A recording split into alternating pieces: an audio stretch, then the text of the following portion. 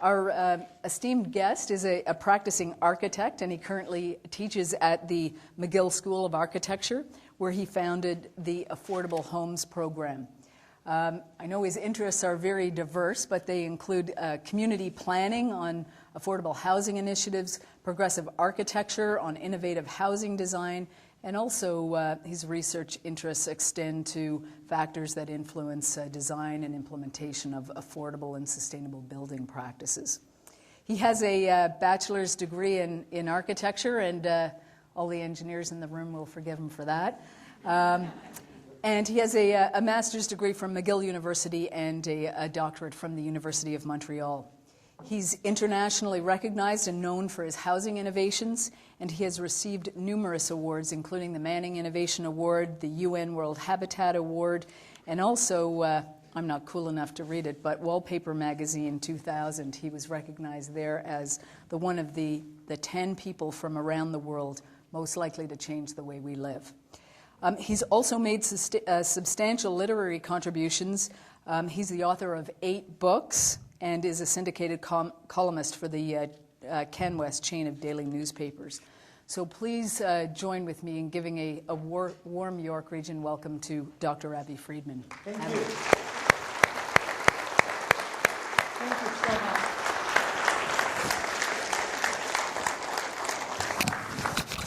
I think that I need to be mic'd up first, so you will be able to watch it later if you want. Maybe this can go here. Wherever's comfortable for you. Put this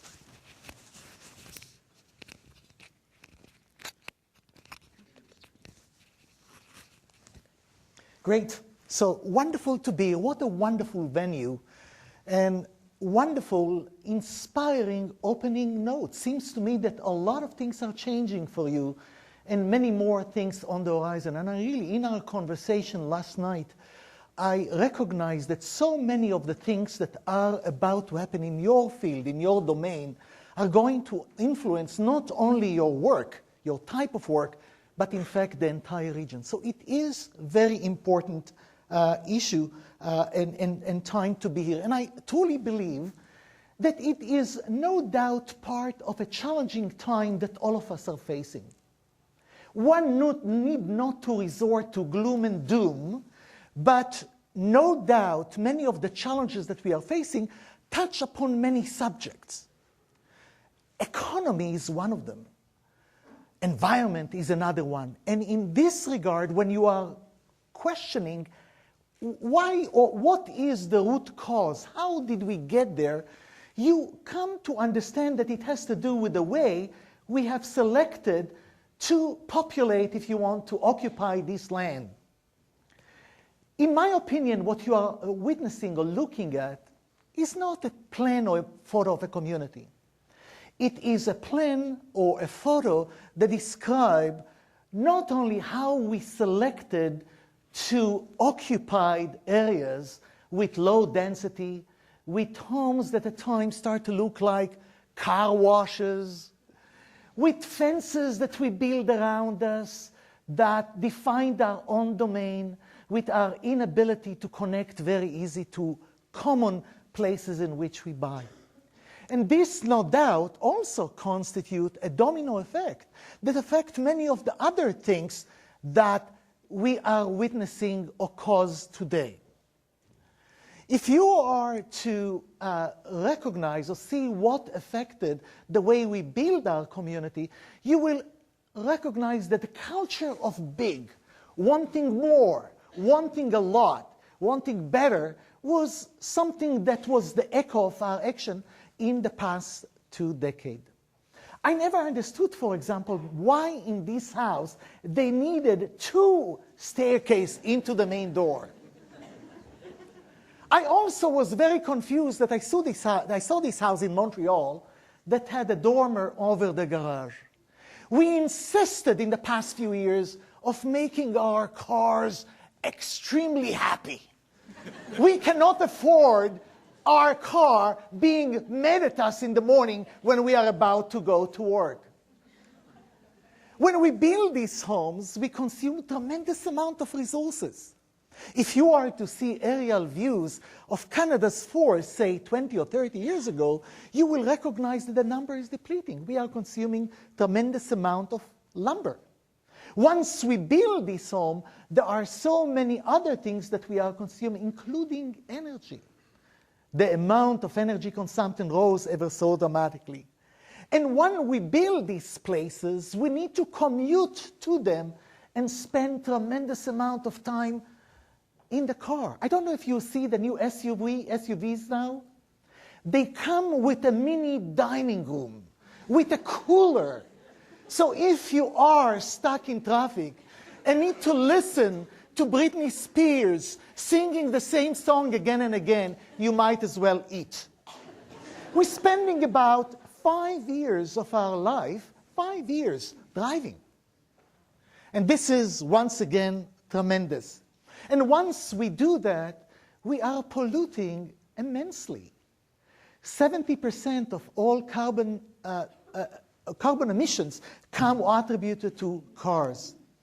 And all of a sudden, we wake up almost on the 9th inning to recognize that we have caused, with our habits, phenomena like climate change, and we are scrambling so fast to try to find solution to them.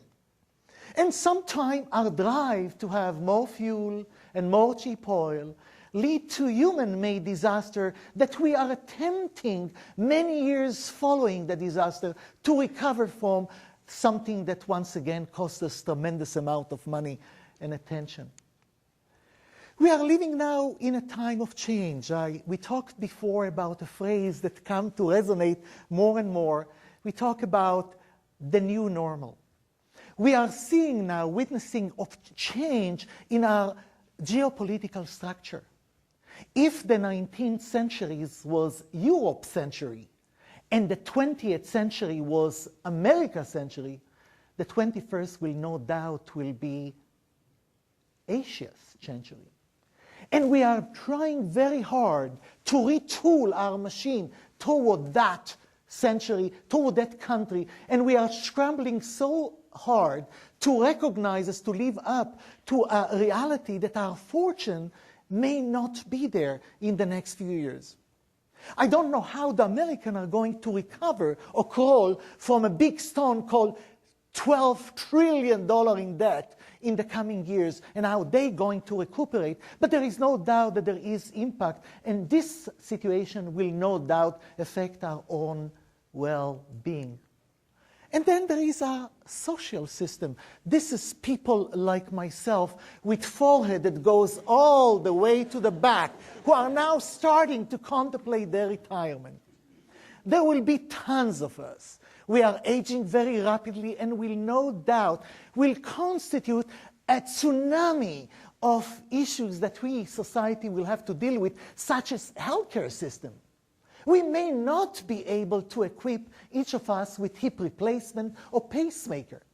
We are now spending 60% of all our income, of all our tax money on healthcare, and who knows what will happen in the future. The numbers are bound to increase, and there will be many of us at the time. So this is a time to consider. This is a time to think. This is a time to come up with new ideas, which no doubt will change the way we function. The tendency on the part of most of us is to fall into our comfort zone, to do the very same things. But those societies that happen to go ahead are those who can, in time of change, take the right turn. They turn or can or are able to organize themselves along new patterns and new ideas and adopt new types of methods of operation. I truly believe that in the next few years, what we will have to do is to insert a new operating system. I believe that many of the things that we are facing require us to think about society, about economy, about our businesses, our own department in completely different conception. What we need to do is not only operate differently, but introduce a new culture to what we are to do that will most likely change the way the outcome will be in the future. There are a few axioms that are so important, so relevant. One of them, once the global challenges that we are facing will no doubt will require local solutions. There is no tap near Indonesia or Guatemala or Saskatchewan that one can close in order to reduce emissions or climate change. For the first time, we, humanity, society, need to start to work as a team. And this is a concept that we cannot wrap our mind around.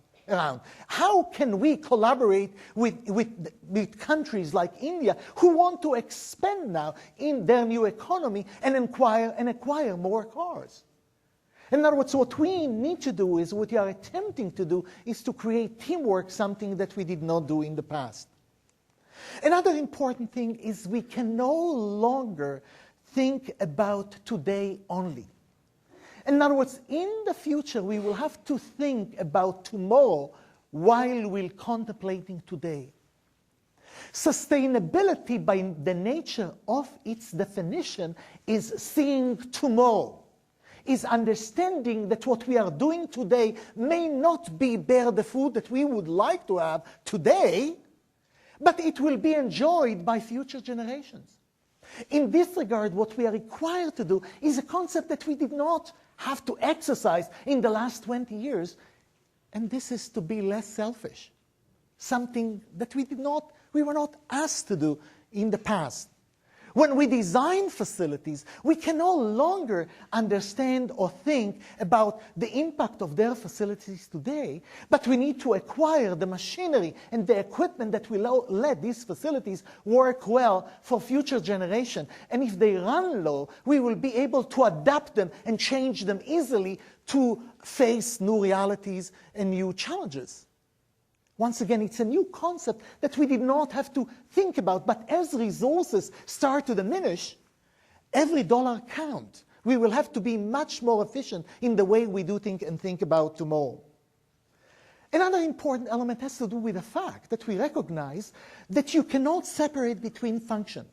When you talk about sustainability, you can see that the work that you do, and yesterday I got an amazing, interesting conversation and crash course about water and waste management. We talked about sustainability, and we talked about the packaging, for example. Packaging has to do with cultural issues, how we consume, how we recycle our garbage, and this has to do with culture. So many of the things that we will do in the future, despite the fact that your work, may concentrate on this ring, will have to touch other subjects. Another important element that we are facing, or new challenge, has to do with the fact that we need to recognize that anything that we do needs to be self-sustained. For the first time, we recognize that cities, homes, need or should power themselves. The idea of having a photovoltaic panel on top of roof recognize that homes need to be worked as a separate entity, and much like cities who will have to power themselves. We can no longer rely on outside power to come and solve our concern. We need to understand that we can no longer truck or fly carton of tomatoes from El Salvador, and we will have to learn to feed ourselves and create local economy and local agriculture. We need, as people get older, we will have to understand that families need to take care of their elderly member rather than, say, place them in a house for old people. And these are new concepts that we knew about, but they are become ever more so urgent. Another important thing is the interconnectedness between many aspects of our lives. We all of a sudden recognize that you cannot separate, and many of the things that has to do with water or waste, or say leisure, affect other things. Building a bike path will not only help you ride your bike at leisure on weekend, but it will make you healthy. And if you are healthy, you will be able to live longer and go less to hospitals. And once again, more money will be able to be left over to other concerns that in the past we kept aside. And perhaps we will be able to invest more money in education or in art or in culture, something that we did not have to do in the past. Another important, and I welcome your commissioner's statement at the very beginning, and the understanding that we cannot work in silos anymore. Many of our challenges will have to see collaboration, and in this regard, the changing of the pattern of work will also need to be present. We need to learn to work with each other. We need to learn to package our egos in small boxes. And we need to understand that once you make decision in your area, how it will affect another region, and how, as a result, we need to adopt systems that enable us to function and work together. I also recognize, and I see in many places, tremendous tendencies. I see that at times, very bad decisions are being corrected for decades after they have been made. The basic idea or the challenge in the future will be not to make bad ideas to begin with. When you look at this mall, this construction of this mall in an area contributed to the demise of downtown in another place. People here, the people who live in this area and the merchants will have to close their store. But was a decision, this was no doubt a comfortable, more modern shopping facility that no doubt constituted or created damage for that community for years after. Something that we will have to consider as we move ahead in the future. Another important thing has to do with our diversity of our wealth generators. Money will not flow in the next few years to our street. The gravy train needs to stop somewhere. We heard it before. We heard it on Monday. But one of the things that will have to happen is the understanding that our regional and local economies will have to be much more competitive. For very long, we were very loose and easy in letting other countries grab our economies and build their own facility and sending to us. We are now embarking on a complete economic retooling where we will have to create our own sources of wealth.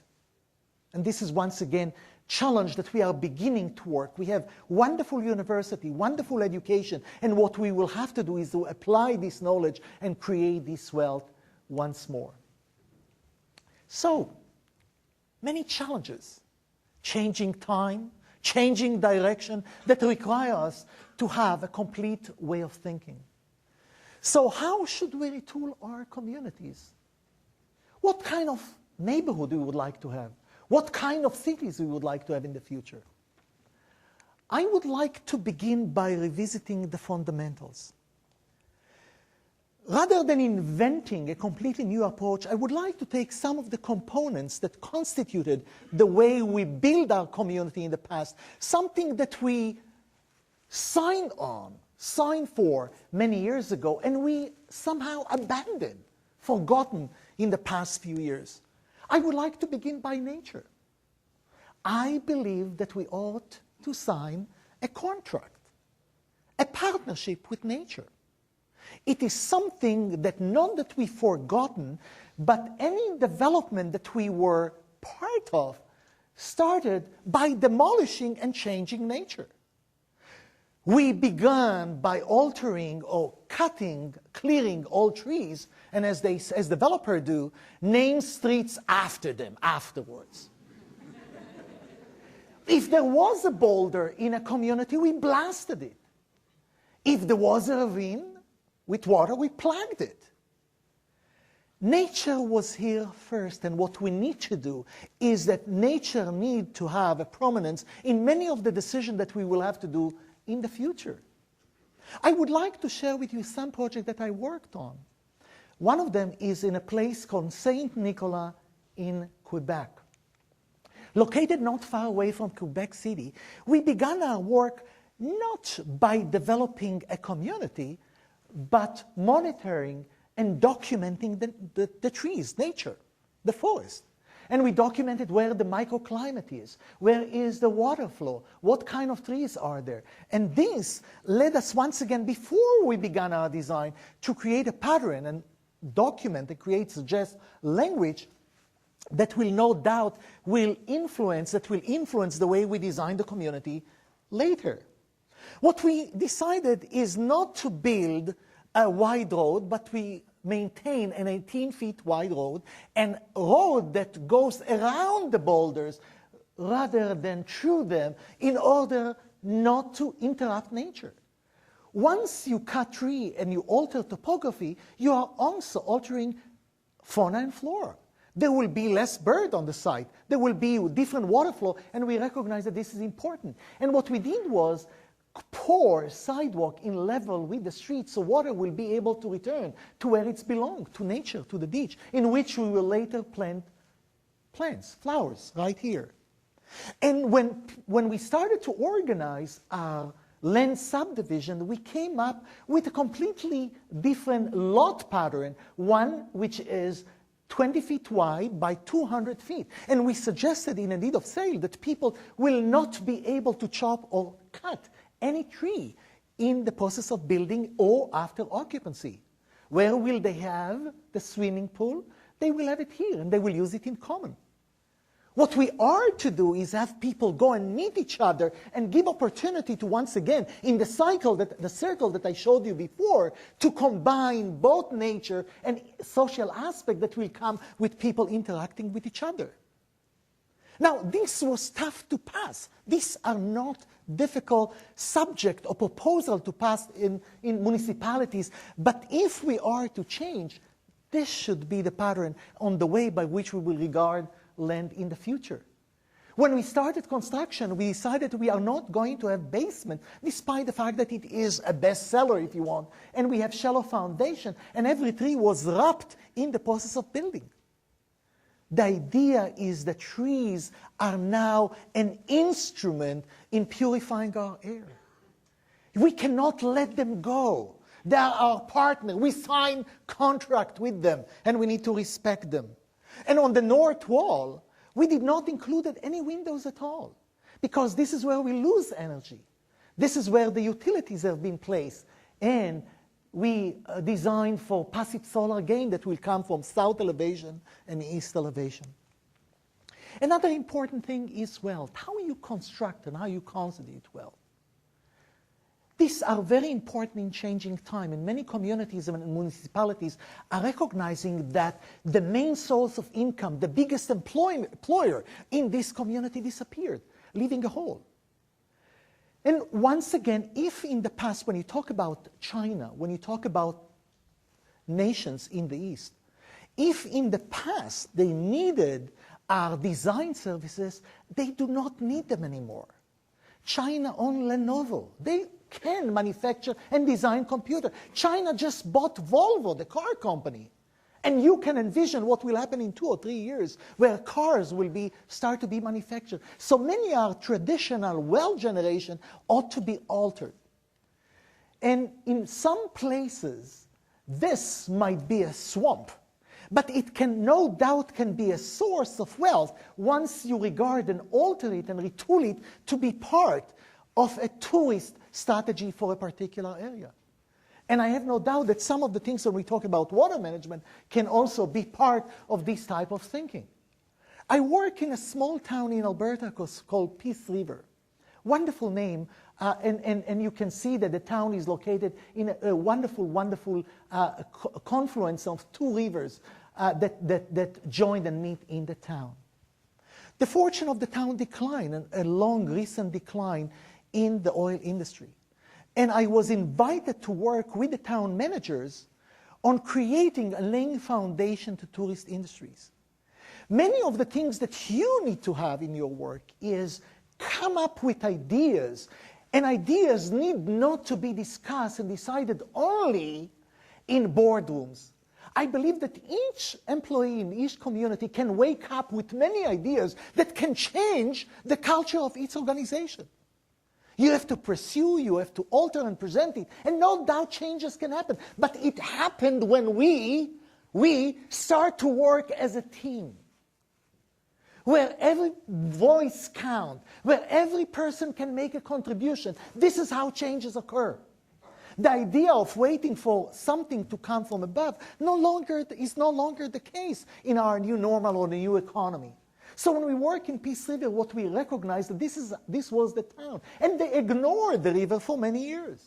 And what we attempted to do is work with the river and turn the river into a tourist attraction and a cash flow from this community by creating here a festival square in this small town in the middle. And we worked hard to convince city council in that communities that today, when we talk about investment, when we talked last night about building incinerators and so on, these are not investment in the future. These are strategic investment. These are elements that will no doubt will sustain us dramatically in the future, and this was the case here. Working and creating a beautiful entryway to a town, create a festival square, and take advantage of the water. In the past few years, we have facilitated growth in whichever way we could. Building a highway to eternity was the way we tend to organize our planning. The idea was, how can we make driving from or to as easy as possible? How we can make land available? How we can build infrastructure to this extension in a most efficient way? We all of a sudden wake up to the reality that once you build something, you have to support and maintain it. A highway needs to be surfaced every few years. And we all of a sudden recognize the decisions that we are making today have long-term sustainable consequences. We are attempting to introduce something that we have not done here in North America before. The last 50 years was a wonderful time where 4 to 7 acres and perhaps more was the norm across North America. But we cannot afford, and we are now looking back into old model and European town of organic growth. If you were studying, if you were to go to school here and lived here, you most likely will have to wake up in the morning, take your passport and ask, "Mommy, drive me, Mommy, drive me." And this is what we have done in the past. Every decision that we have done was hinged on our ability to access a car and fill it up with very cheap fuel. This is once again starting to disappear. In Stony Plain, Alberta, where I worked, I attempted to introduce new concept when I was asked to design or approach the subject of retooling a town for sustainability. When I came to the place, community of about 16,000 people, this was the layout of the land. You can see one neighborhood here, another segregated here, as if somebody came from Mars and landed a community, a development. There was disconnect between them, no relationship between this and this. And you can say why it was designed this way. When I asked them, they say, well, the developer who owned this quarter section came to us and say, I want to build a neighborhood here. Did you say something to that developer? No. We were happy. We are going to collect more tax money, but you needed to build a highway or road to this place. Well, we will build the road. Once again, this is something that is going to be or need to be altered in years to come. Creating organic growth and working from a center and building around it will be the way of the future. We are not only developing land, but we're developing concept of living. People should be able to access center very easily from place to place. When I moved into that community, they have patches, beautiful patches of forest left in the city and a trail path that they were so happy about and they were proud about. But when I looked into that, I say, hey, there is a missed opportunity when you look at this design. And what we suggested to do is that all of them can be connected to introduce a bike path on which people comfortably will be able to cross town in a ride of about 5 to 15 minutes. We also suggested a new concept that we need to think about. And this is the idea that from every house, every unit, you will be able to ride your bike onto the town center. Designing from alternative mode of transportation for using alternative source have become the way we will design our communities. And this is once again something that we need to consider in the future. This is where people shopped. They used to enter into the car and, like most of us, drive to a power center in that community, into a large store, and buy their goods. What we suggested that in future community, every neighborhood or several of them will share a commercial area to which people will work. What we have done in the past is we clearly created development. Communities are more than development. Communities is about the relationship between them. When I spoke with a city councilor from Stony Plain, they told me that they don't see the neighbor for 3 or 4 months. I say, how come? Well, I wake up in the morning, I get into my garage, I click the door, and I drive to my work, and I come back. I simply don't see them. Sometimes we face realities, social realities, which we are not certain where they are coming from. Building communities is about people caring about people. And building, you are a community. In your work, you are a community. People, building structure and people care. People want to contribute in something that we omitted in the past. We have built wonderful places of living with fantastic standards of life, but unfortunately, we did not make them livable. We live in them, but yet they are not livable, and this is something that we need to create here. In Ithaca, New York, they have created an eco-village, which in my opinion will be harbinger of things to come. What they have done, they have owned the originator, the initiator of this community, bought a dairy farm, a huge dairy farm near Syracuse, New York. They had an opportunity to subdivide their land conventionally. But what they have decided is to concentrate their homes in 2 patches. Concentrate them. And you cannot walk into them. You drive, and you park your car in these shades, and you walk to your house. The idea of creating a place in which people can walk and be active, the idea of taking advantage of this wetland here on this pond, is one of the elements that will most likely will dictate or need to dictate the way we will design our homes in the future. I visited 2 years ago a town in Finland called Porvoo. And this is a town, when you go and you travel to Scandinavia, you see how they think about their neighborhoods and towns. Developments are always a result of a national competition. Housing is important. If you cultivate good value and principles in your housing development, you will have a good community. You will have a good nation, in fact. And what they have done in Porvoo, they broke any law in the book when it comes to how they're going to house themselves. In the very same development or the very same community, you can find row housing, semi-detaches, and single family. The white line that you see in between these patches are not streets. You drive your car, you park here, or you park here, and you walk to your place. I feel sorry for them. They have to walk 50 meters to their house. They will not be able to park their car in front of their television. Now, and this is what happened to us. This is what happened to us. We stopped thinking about walking and active living. And we do not see the value of creating or what is the result. The number of units you can put here is way higher than you can put in any North American community. And in my opinion, when I walked there, I was stunned when I saw, this is their main street. This is the front yard. And when you walk in Porvoo, you can see that every cluster has a play area. They care about their kids. They try to work against games, a phenomena called computer games. They try to encourage kids to walk out. When every sidewalk has dotted line, which I did not know what is served for at first. But on the right, this is a place for cyclists, and this is a place for pedestrians.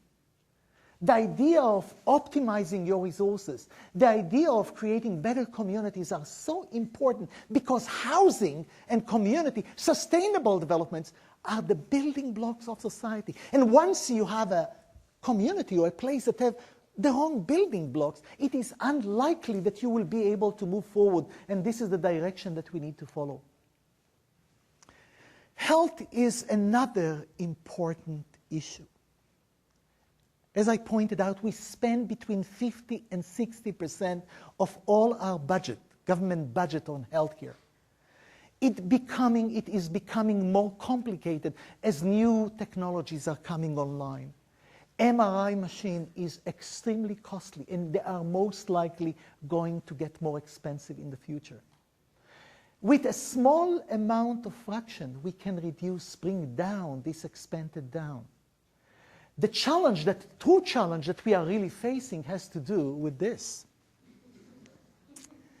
Doctors are discovering diabetes type 2 in kids young as 9 years old. What we are doing, unfortunately now, we are building or giving rise to the next generation of patients who will occupy our hospital wards. The idea of thinking about health as makeup, as a component of sustainability, therefore, will be very important in the future. And you can see that the time that they spend watching television is also ever so dramatic. And you, physicians, are now seeing connection between television viewing and between increase in obesity. Creating communities for health is becoming ever so important in any decision. What we need to understand that cities and homes need to become exercise machines. We cannot dwell or think about them as a place of living only, but they need to engage us in activities. We need to make sure that not only bike paths are there, but we need to encourage people to start to use buses and introduce public transit. In the past few years, we have made every effort to change and make use of public transit in small communities very hard. Something that ought to be changed. We introduced these huge buses that consume tremendous amount of energy and fuel. What we need to do is introduce alternative sources and create a better organized traffic.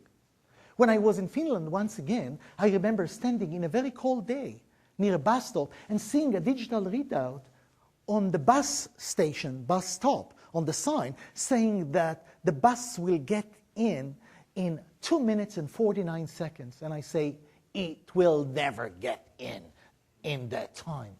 Lo and behold, in exactly 2 minutes and 49 seconds, the bus drove here. The reason? GPS. All buses are equipped with GPS, and you know how to stand. It became ever so comfortable system that tell you when you are on that bus, if you are to take the transfer, when that bus pull into station. And this is the type of technology that can help us make transportation ever more so efficient. In many cities, I believe like yours, and some of the cities in this area, we are seeing the introduction of bicycle for rent that we see now introduced all over Montreal and it become a very good success.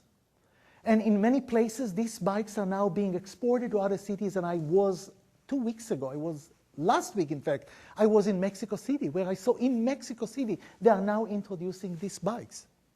But these bikes are once again an element that will no doubt will define how we see and use the city, which is also changing ever so dramatically. And if you are to see statistics, you will see that countries in which the cycling level rises, obesity reduces ever so dramatically. So being active is also so important. When I travel now and I go to European cities, I see playgrounds for adults. There are exercise machines that you can find in many places that are encourage people to come out and be more active and use these places.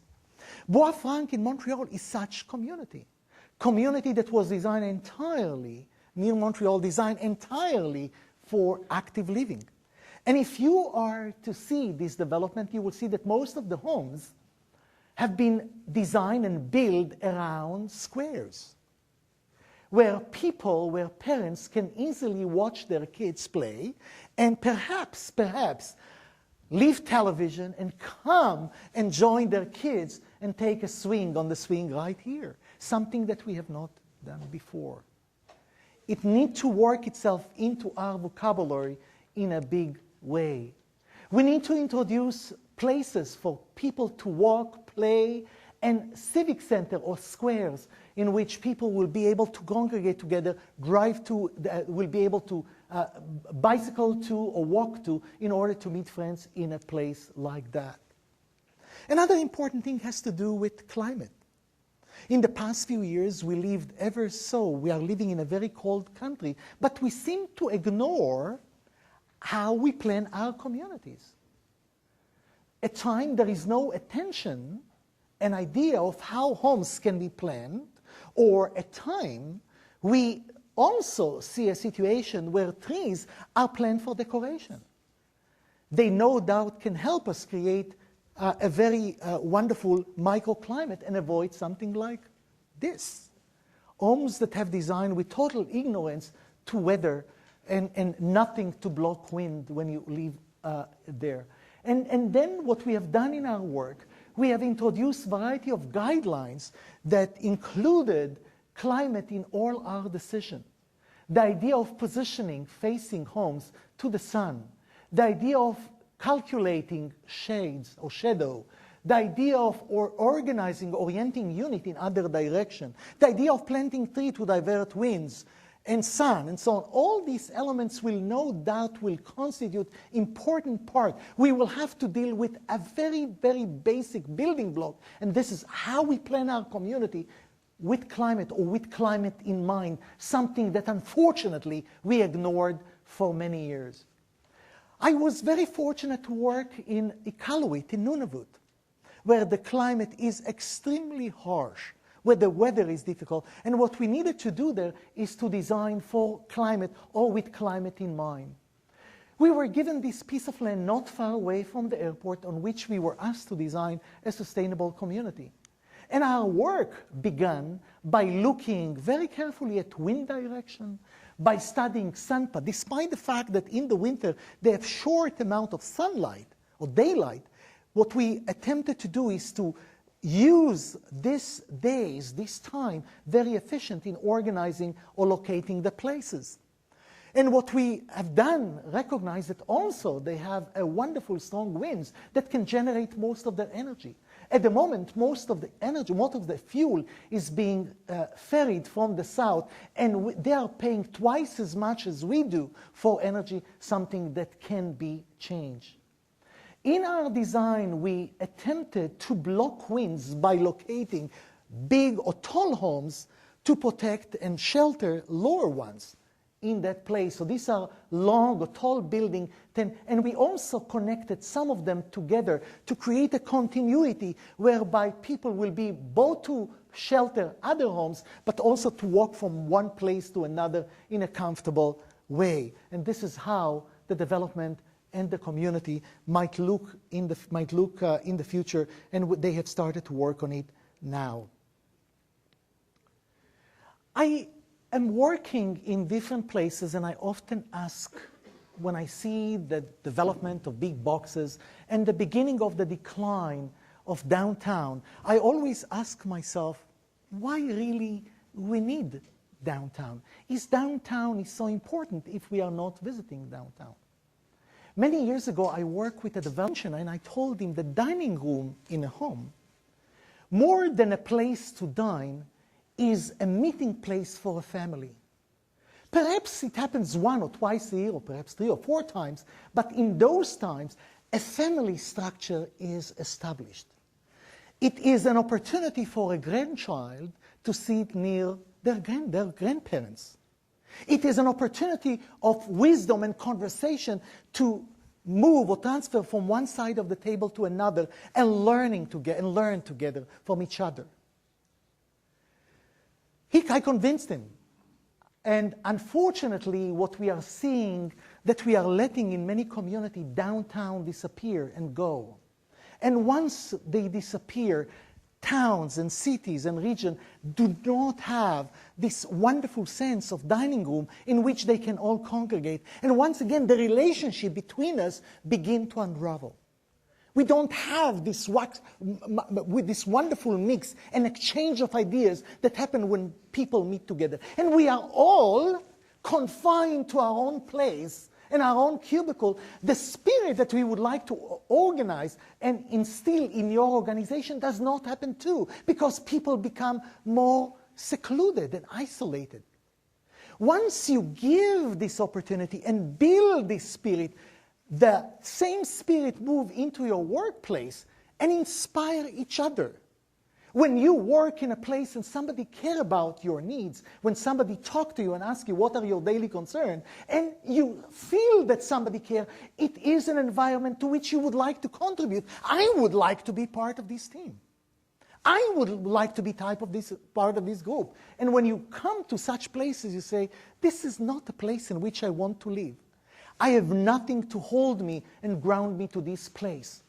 I worked in Cornwall, in Ontario. This is a town in which I worked for several years. And when the town started to contemplate in future, in the 1970s, they building that. There was a wonderful row of stone houses, stone townhouses right here. And the city of Cornwall decided that they would like to replace it by a big mall that had wonderful parking facilities. It has been very hard to resist in the 1970s when this was the trend that everybody changed. But unknowingly, what they have done is inflicted upon themselves a damage that could not be repaired for many years to come. They did not recognize that certain changes will have a negative impact that will take them years to change. And I was invited to work, usually as a person of last resort. When the truck was about to fly over the cliff, I was invited to advise them of how to design and how to change. But this is what I found. These were beautiful places for people to live just above the stores. At times, the person who resided here used to live above. But this is gone. This is unraveled. And when things happen, when you don't have a living room, other circumstances and other elements happen, and you find about them, and they do not happen necessarily the next morning. They are happening and coming to be, and you realize them only 10 or 20 years later. And working with the city of Cornwall, it was a wonderful experience of a city who want to change. And what we did was map the entire downtown area and looking for places lands that owned by the city. And we recognize that what we need to do is to introduce new type of housing that will restore several things at the very same time. If we are to introduce affordable housing right in the core, it will attract young people, solve affordable housing concern on land that the city can put together and will cost much less than building on the periphery, but also will start to revive downtown. And this is how one of the new blocks will look like. So homes that have been constructed in the heart of communities to bring them back to life.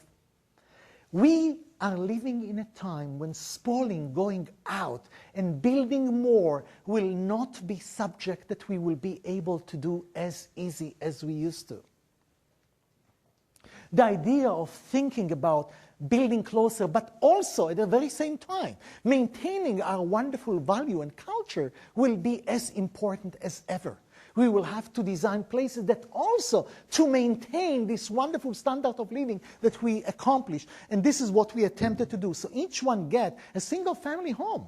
But no doubt it will revive their downtown and offer affordable housing. And this is this building here on the corner, and this is how it will look. And I truly hope that construction on this will begin anytime soon. Another important thing is affordable housing. In my view, having the possibility to become a homeowner in Canada is what Canada is all about.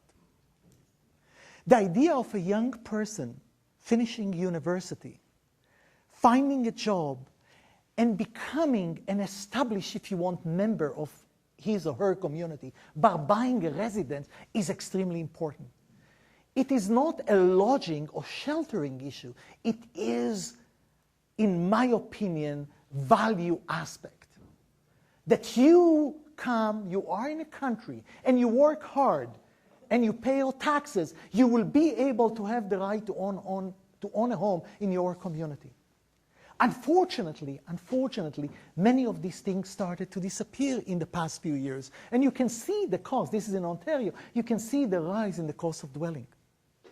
It is unlikely, unless we take very, very serious steps, that people who just graduated from university and are loaded with tremendous debt, unable to find easy job, permanent job in our new economy, will be able to afford the house. Many of the issues, when I talk about interaction, start to play here. Because if you are to build and increase your density, you are most likely will be able to build in closer confined, you will be able to build more apartments, and as a result, the cost of housing will come down. Yes, many young people need to realize that their first home will not be a sprawling mansion with 6 bathrooms, all connected to the internet. They may be able to, will have to start their life much like the Europeans in an apartment. This will be their first home. And with time, they will buy and increase their homes. I truly believe that what we need to do is to make, in any region, in any community, a great effort to bring young people into the fold of home ownership. I often see when I drive to small communities, people disappearing from region and areas, primarily from small town, and moving to city center. And I believe also that if you are to allow them to own a home, you most likely will be able to keep them in your community and make them a contributing citizens in the future. We worked, we designed a home on the campus of McGill University. This is the next home that we introduced to address some of the issues that has to do with affordable housing. If I am to remove that wall, you will most likely, you will see a variety of things, but one of the things that we attempted to do is to introduce ideas, new and innovative ideas that come from completely different industry. This is how you purchase cars today. When you buy your minivan, you are able to buy the type of upholstery that you want and arrange the seat differently. Why we are forcing young people to buy the kitchen that they don't need and cannot afford. We suggested that in the future we should be able to locate the kitchen in whichever place you want, rather than impose upon you a layout that you don't need. Today we have trained ourselves to live with great deal of excesses and purchase things that later in life we will keep paying for, tremendous mortgages and tremendous amount of money, something that we need to do as well. When we looked into the wall, we suggested, why are we still building this wall where you have to put plaster, sand, glass, paint, and so on? Why can't we use a fixed wall that you can easily connect? We suggested that when you build electricity, today you have to put stud and you drill in each of them, and it will take tremendous amount of money. In the past few years, we introduced all kinds of things, and we tend to follow them up without thinking whether they make sense or not. We suggested that around the perimeter of the wall, right near the floor, you will be able to have in one place cable TV, telephone, and electricity, and you will be able to relocate it easily when your need changes. We also suggested that cellulose insulation will be the way by which we will protect and insulate walls in the future. The challenge in life is not to come up with ideas. We always read about them, we see them. The challenge in life is to wake up in the morning and to say, I'm going to make it happen. I'm going to inspire the people that I work with to think outside the box. I'm going to come with these ideas and make them happen because they are extremely crucial to the future of my community and my country. We went and we got money, we raised money, and we built a home on the campus of McGill University. 12 days.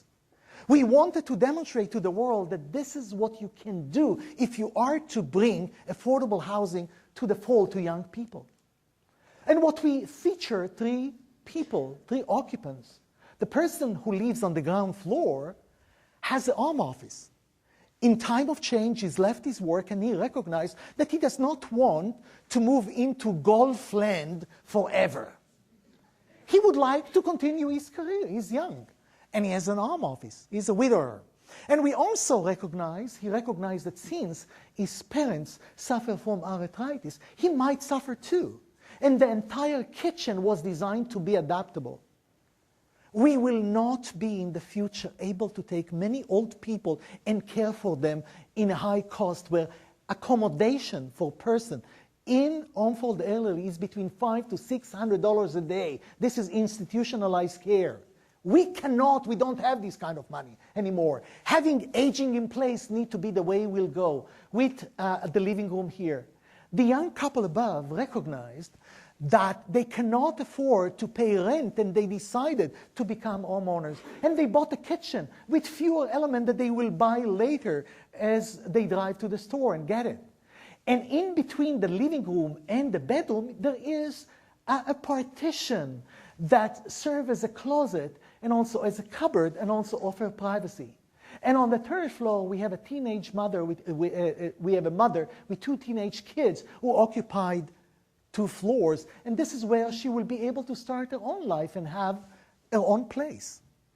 And you can tell, by the way, that IKEA sponsored this project. Many homes have been constructed. We were very fortunate to be recognized with the United Nations World Habitat Award. Many thousands of young families that unfortunately did not have a home, did not have access to proper lodging of their home. And when we look at this design, we say, there is an opportunity here. And this is once again the drive when you recognize wonderful, wonderful opportunity to you, your country, and your environment. We went back and in this design, we went back and created a prefabricated plan that now send them all over the place. The question is really what next for all of us. Sometime you are in a place, you read newspaper articles, you see magazines, and you notice that many things are changing. Some of them reflect themselves in some writing of the wall, but they are hidden writing. I can tell you that many of the things are about to change, but the question is, how do we react to them? How we maneuver in these kind of times? We lived through a tremendous economic earthquake in the past. I truly believe that we will not be recovering from these trends or these changes anytime soon. It does not mean that we will have a gloom and doom and live in tough times, but it was a mark, it was a signal that many of the things that we have done in the past ought to change. You can wake up in the morning and you can look at a glass of water. Some of us will dwell on that portion, on the empty half. But others recognize the time of change is a time that leads to opportunities. And we are no doubt living in a time of great emerging opportunities. Some of them we will enjoy ourselves. Some of them will be the legacy that we will leave to other generations, similar to what other generations who came before us to Ontario and built this economic engine of Canada left for us. Times, century ago, were extremely difficult, but they were very wonderful decisions that somebody else made. And it is, I believe, our responsibility to make some for the future. We are now living to some of the most fundamental economic retooling in our lives. We are seeing new leaders and new ball games all over the place. We are seeing a generational change where young leaders taking places and they are forced to think in a different way. We are seeing new enterprises are coming up. We are seeing new technologies are being introduced. You are all exposed to all these new technologies around you, and you recognize that the ramification of their introduction on our life, on our business, will be completely different. It is not only the iPad that let you, in a swoop, read not only one newspaper, but 10,000 newspapers and sources of information from around the world. But these are no doubt offer us an opportunity to do much more, to know much more, and do things in a completely different structure. We are building now new infrastructure. We have invested billions of dollars in the past few years retooling our roads, building our sewer, and this no doubt will come and change. And we are talking about many infrastructure projects that are about to come, that no doubt will redefine our communities. We are in a massive swoop, massive movement of greening the planet. We are seeing so many things happening around us. We are talking about green energy, something that we did not talk about before. Variety of sources. We are talking about green building. LEED now become the norm. Every kid that comes to study with us at McGill is now studying to design building in a completely different way. The idea of including photovoltaic panels, geothermal system is the norm. This is how we will build homes and communities in the future. And we are seeing green cities, changing transportation, water management, waste management, on which you educated me so much yesterday, and I sincerely appreciate that. So things are changing ever so rapidly in your domain, in your field again. This is boomer, my generation, that are about to retire. There will be many of them, and they will be way more educated and wealthier than others. We can use them as an amazing resource, an idea of kids, of older people who work in a variety of managerial and leadership capacity, going to school and teaching kids, motivating them and teaching them new skills. If we are just to organize our educational system, we will be fantastic to our future economy, but we will see retirement homes are being constructed. Renovation, the Home Depot and Rona are repositioning themselves for an amazing wave of renovation that is to come. We are building care facility, and we will be traveling a lot. We know way more than we knew in the past. We are re-engineering commute. It's happening in front of our eyes. And what we are seeing, hybrid car. Next year, every car company in the world will have at least one hybrid vehicle, at least one. And most of them will unveil their first electric car. We are completely building new transportation system that, once again, will take us 10 to 20 years to be all around, across the board, but it is beginning now. Pedaling power also is important, and we're also reducing emission and setting emission standard that we will have to meet in the coming years, something that was not done before. Note what California is doing and the target that they are about to reach in the next year or two. We are reinventing urbanity, completely different ideas. How cities, there are a few projects that are being built now across Canada that will no doubt will be the mark. And I believe that in Toronto or around Toronto, there are a few very interesting projects that are being introduced. We are seeing denser, more affordable housing being studied and introduced in many places. We are talking about local commerce, farmer markets that are being built and integrated as part of the community, and even agro-structure, we will be within the city or near cities. We will be able to take our wonderful agricultural industry and reconfigure it and feed ourselves in many places. Life, business, is about chess. It's like chess game. You know who wins in chess? The person who sees the most moves ahead. Some regions, some community will stay where they are. Some will recognize that this decade, the decade ahead, will be a defining time in the prosperity of nations. You can see that some places are shrinking places, some are growing places, some are responding rapidly, some have created the instrument and change and adopted the culture of change within their organizations. Some are resisting. Who wants to move or to be pushed away from their comfort zone? Everyone wants to wake up in the morning and know that everything that they do is what they used to do in the past. Who want to have their cheese moved to another side of the table? Sometimes we don't like it. And this is really a defining moment when you talk about the province of Ontario. When you talk about the challenges that Canada is facing, you recognize that this is the time in history in which we will have to adopt a new way of thinking. And I truly believe that as we forge ahead, we will have to wake up very, very, very, very quickly before it's too late and move forward with a new mindset. Thank you so much. Thank you.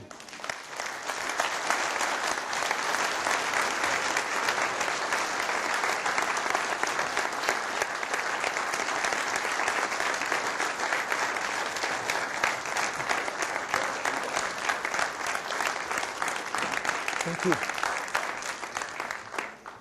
Really fantastic. Thank you, Dr. Friedman, so much for that. I know that you are willing to take Yes. a few questions, so we'll open it up for anybody that's got any questions.